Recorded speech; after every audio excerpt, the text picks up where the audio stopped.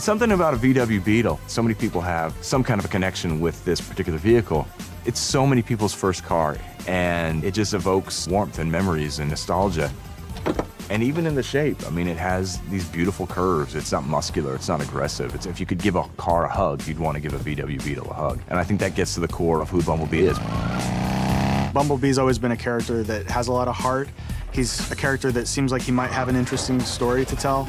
And I think for a lot of us, he's our favorite in the franchise. When I would go to my friend's house and play with the Transformers toys, Bumblebee was my favorite character for sure. I love Bumblebee. He's always been one of my favorite characters. He's just so relatable and fun and warm, and you just want him to be your buddy. Look at you go. Man, you got some moves. Bumblebee was always my favorite Transformer. He's not the biggest or most powerful Transformer, but his vulnerability gives him character. And the yellow, it's very 80s, it's cool. Bumblebee shows just like a crazy amount of charisma. He's always like funny without saying much since he doesn't really talk. I'm just happy that we're able to see this origin of him and we get to see more of what made him the Bumblebee that we know and love from the previous movies.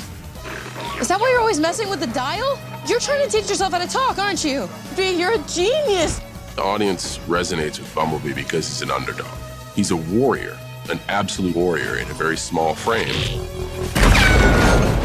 But he always tries to make these personal connections with the people he's protecting. Oh, me? Who am I?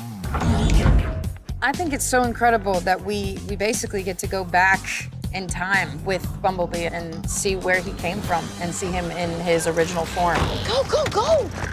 Bumblebee as a character first appeared in the comic books of May 1984. It was the pilot issue. He appeared on Cybertron. He came to Earth, rescanned as a Volkswagen Beetle. But then later that year, 1984, in the fall, the animated series debuted. That just blew the doors open. You have Bumblebee and Wheeljack.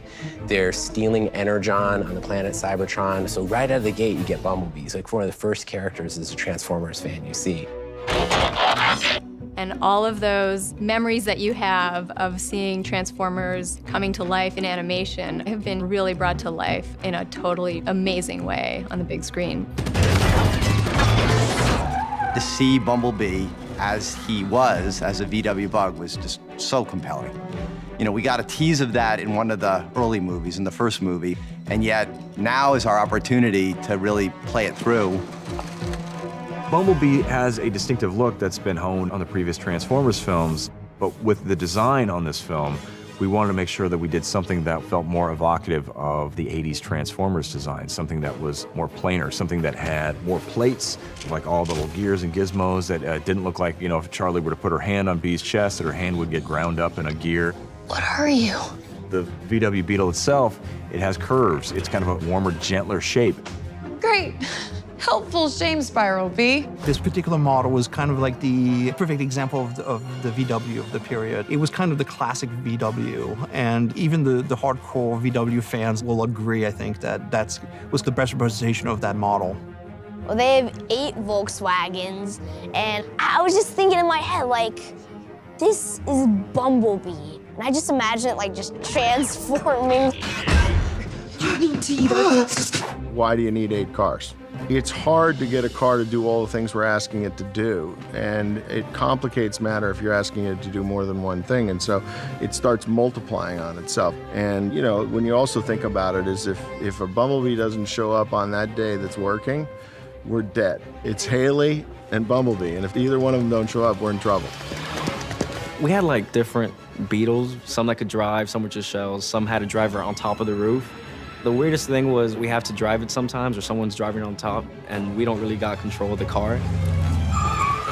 We're trying to stop and the car's still going. It's really dangerous, it feels like in there. It is a little top-heavy. It's a little weird to drive. This is the first Volkswagen I've ever seen with a pod on the roof of it, but it's definitely a little pirate ship when you're driving it, but we put it through its paces. It's safe. This is my first time driving stick, and I want to say it was easy, but when you have like a million other things to think about, including like not killing the people in front of you and hitting the mark and like saying your lines, it was very difficult. So I might say that my favorite one to drive was the electric one.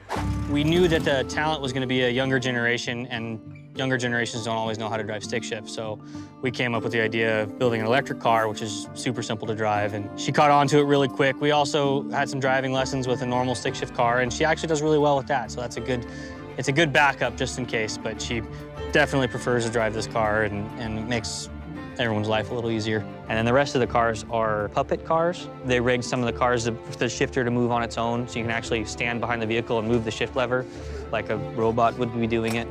It's really been cool to be in these cars that feel like they are from and of their time. Being able to take the time in a film where it's not filled with dozens and dozens of awesome robots, but it's just this one character that we're able to focus in on. We really get to understand who Bumblebee is and why people love him.